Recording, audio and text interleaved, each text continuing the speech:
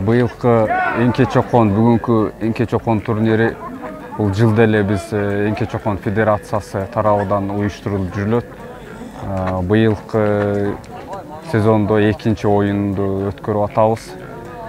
Жыл сайын 3-4 оюн өткөрүп турабыз. Бул жерде Кара Балтай шаарында ушул этникалык кыргыздар, Мургаптан келген кыргыздар өзүбүздүн ата-бабабыздын улуттук оюну, ордо оюну ушуну ойноп аткан учурубуз.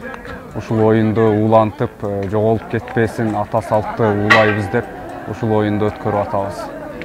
Бул Эңке чокон, ордо бул оюн Мургапта өтө популярдуу болгондуктан биз ушуну көп жылдан бери ойноп келебиз, ата-бабабыздан бери. Ошого бул жакта көчүп келгенде дагы ушул калып калбасын, унутулуп калбасын деген максатта ушуну жыл сайын өстүргөнгө аракет кылып аткан учурубуз.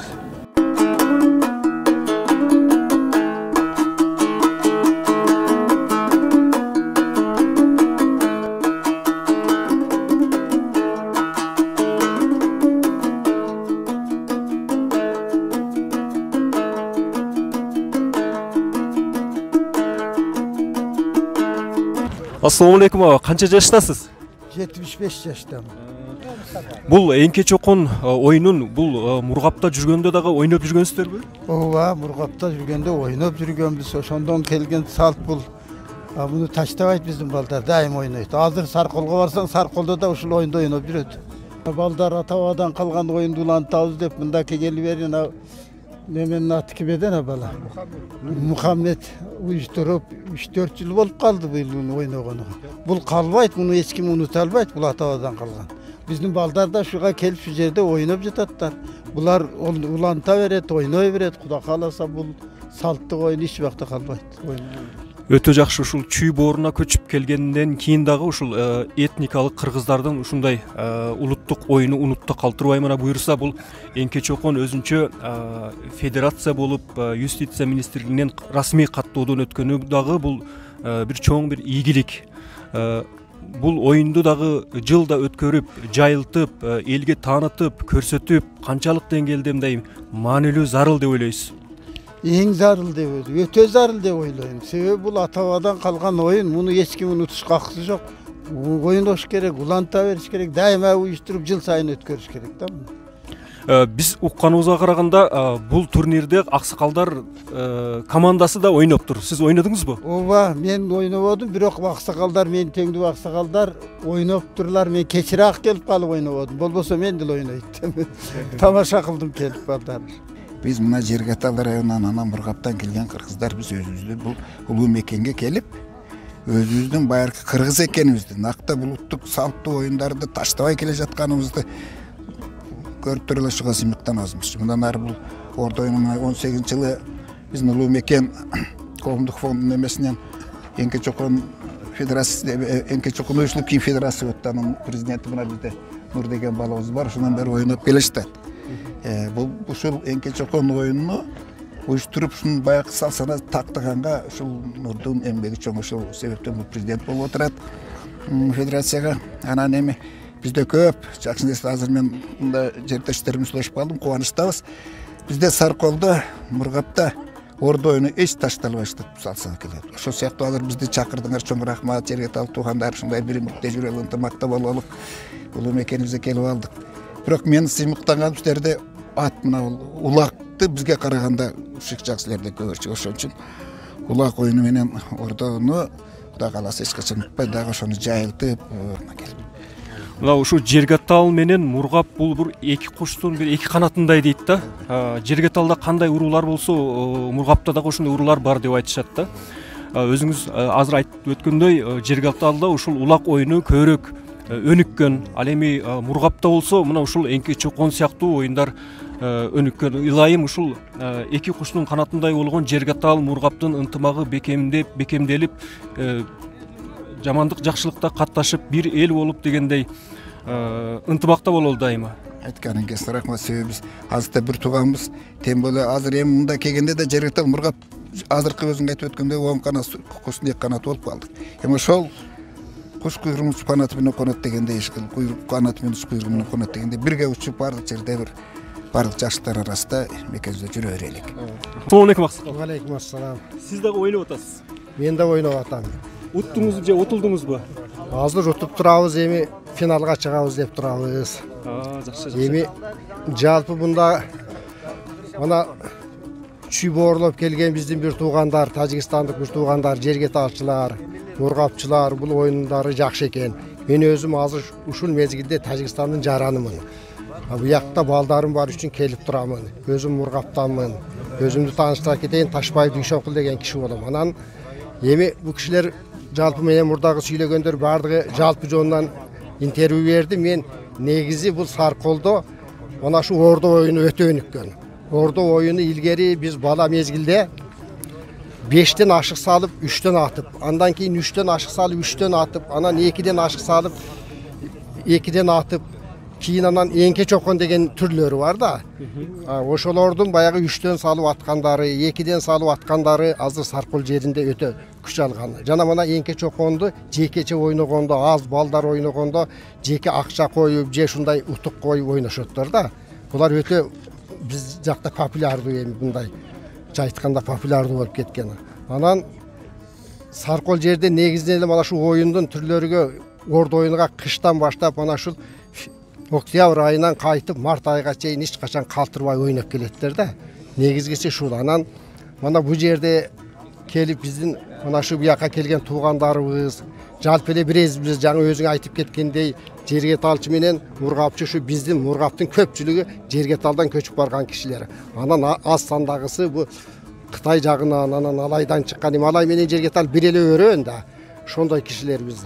Эми Аллага шүгүр мына аш жерде келип жакшы оюндарды уюштуруп калсыздар. Мана Абдалимов Нурмухамед бул башта туруп ушул оюнду жыл сайын уюштуруп берет экен. Ушул балага өтө мен рахмат айткым келет. Оюнду калтырбаш керек.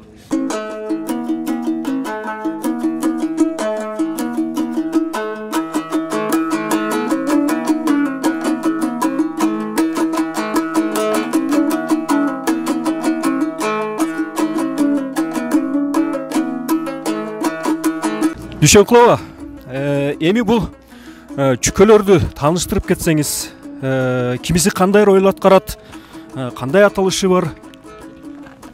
Мейлиңиз азыр бир баштан түшүндүрө баштайын. Мына бул эң чоң чүкөлөрдү булар топоздундуку болот, жана уйдуку, төөнүн да болот. Буларды томпой деп коебуз жалпы жонунан. Бунда Кыргызстанда сака деп коет экен, бизде томпой деп аталышы да Саркол жеринде. Андан кийинки бул чүкөлөр. Булар эчки, теке, кулжа, аркарлардын ашыктары болот. Бул жерде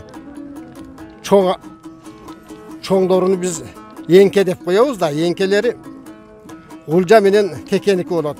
Булар аркар менен эчкиники экен. Жапай эчкилердики кичигирээк болуп калды. Эми негизинен булар эңкеге чейин болот. Мана ушуларды салып эңке чокон атабыз да. Анан жалпы мындай койдон ашыктарыны жалпы жонунан ашык деп эле коебуз. Буларды чүкө. Саркол жерде ашык деп айтат.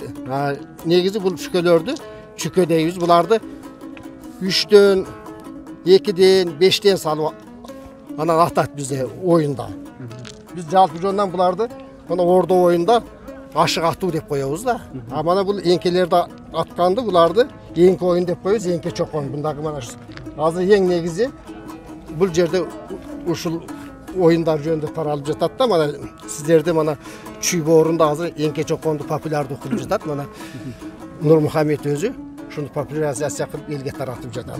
Бул ордодо мындай чукур казып ойноп атасыздар, бул чукур эмнени билдирет? Бул ордонун көзү, мындайча айтканда хан ордосу болуп эсептелет да. Хан ордосу. Баягы чүкөдү эңке чокондон башка да дайыма хан салынат. Анан хан ордонун көзүнөн кайсы тарапка жылган болсо, ошол тараптан чызып хан көрсөтүү деген болот. Башка жактан атпайт. Качан хан ордонун көзүгө мындай салынат, мына ушул ордо болсо, калган тегеретип салат. Хан кайсы тарапка жылса, мисалы, мына ушул тарапка жылса, Менин арка жагымда чызымдан көрсөтөт да. Кайсы тарапка жылса ошол жактан хан көрсөтүү болот. Ашык ошол тарапта болуп калат да. Баягы ордону сактап калыш үчүн. Анан бул ордодон чыгып кеткенден кийин буну жалпы жонунан жыдымак деп коет. Жыдымактан чыгып кеткенден кийин башка ашыктарды туш тараптан атуу уруксат берилет. Бирок туш тарап дегенде туш келди атуу эмес, дайыма мана шу ордону кечирип атат. Ханды эң акырда хан өзү калса, ханды мындай атууга мана ордону кечирип атуу дейт, же бул тараптан ордонун үстүнөн атуу уруксат. Эч качан мындай туш келди жакка атпайт. Ана ашыктарды атат. Анан бизде чертүү жөнүндө да мен сиздерге айтып кетейин, мана буякта, Чүйборунда, Нарында, Таласта мана шу чүкөлөрдү чертүүдүн да 3 түрү болот да. Көбүнчө сүрүп чертет экендери. Томпойду кармап алып, бизде болсо Саркол жеринде томпойду кармаганды жыды дейт. Бизде томпойдон колду чыгарып чертет да. Бизде 2 чертүүнүн 2 түрү бар, сүрүүдей сүргөндө томпойду жылдырып жүгөрөт, колдон чыгарып, анан басып чертүү деген болот. Мана көрсөтсөңүздөр көрсөтүп берем. Мисалы мана басып чертүү манандай болот. Мындай кылып чертет, ашык чыгып кетет да мана. Мындай кылып чертилет. А сүрүп чертүү болсо мындай кылып жылдырып бир аштан 2 ашык. Демек бул ашыкты мындай атып атканда, чертип атканда өзүнүн кандайдыр бир ыкмасы бар. Ыкмалары бар. Ыкмаларга жараша, ашыктын жатышыга жараша кыймылдап атат да. Мисалы мана ушул эңкени чертиш керек болсо, таманынан чертсең оңой чертилет. Буяктан чертсең жыдып калышың мүмкүн. Ошол ыңгайга жараша чертесиң. Түшүнгүлөбү, эмне үчүн эңке анан чокон деген аттар аталып калган? Эңке чокон деген бир деген жалгыз оюн дегенди түшүндүрөт да. Ошол үчүн эле эңке чокон. Анан башкаларда 2ден салынат, 3дөн салынат. Анан илгери ушу Кыргызстанда деле анан бизде деле 5 ашык салып 3 атуу ойногон экендер. Ол оюндарды биз гана ойноп калдык, башка балдар көрбөй калды. Мана томпой деле болот, бул эңкелер деле мындай турушуну алчы деп коеттор. Мана шукур өдөгө келгени эң улуу туруш ушул болот да. Бул тарабы менен турушту таа деп коет. Бизде таба деп коет да, таа туруш да эми. Таа туруш. Булду коноок дейт да. Ушундай ат жапканда, ат ушундай болуп калса, гана биринчи атышка уруксат да. Андан кийин буну чига деп коет, мындай жатышты. Чиг жатыш деп коет, чига деп коет. Мындай жатышты пөгө деп коет. Пөг жатыш. Бөк дейт. Анан кээде ашыктар атып жатканда мындай туруп калат. Буну омпо деп коет да. Омпо дейт. Анан ашык кандай жатышта жатса, өзгөртпөстөн ата берет да. Өтө кызык экен, өтө кызык экен.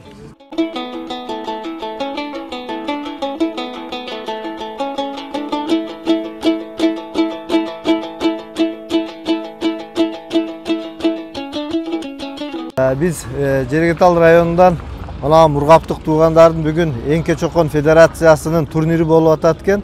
Ошол турнирге бир жакшы каалоо тилектерибизди айтып, биз да сиздер менен эмтики оюндарда Кудай буйрса өзүбүздүн командабызды түзүп келип сиздер менен чогуу көңүл ачып ойноп сиздердин командага кошулабыз деп келдик. Анан бүгүнкү оюнуңуздар, турнириңиздер кут болсун. Анан жаңкы белектерге бизден да кичине салым кошуп койсоңуздар. Ошол. Анан аскалдар кимиңиздер биздин мекендештерибизге, Жерегеталдыктарга да чакырып бир чакыруу эмени айтып койсоңуздар. Анан бата бериңиздер, оюнуңуздар жакшы улансын,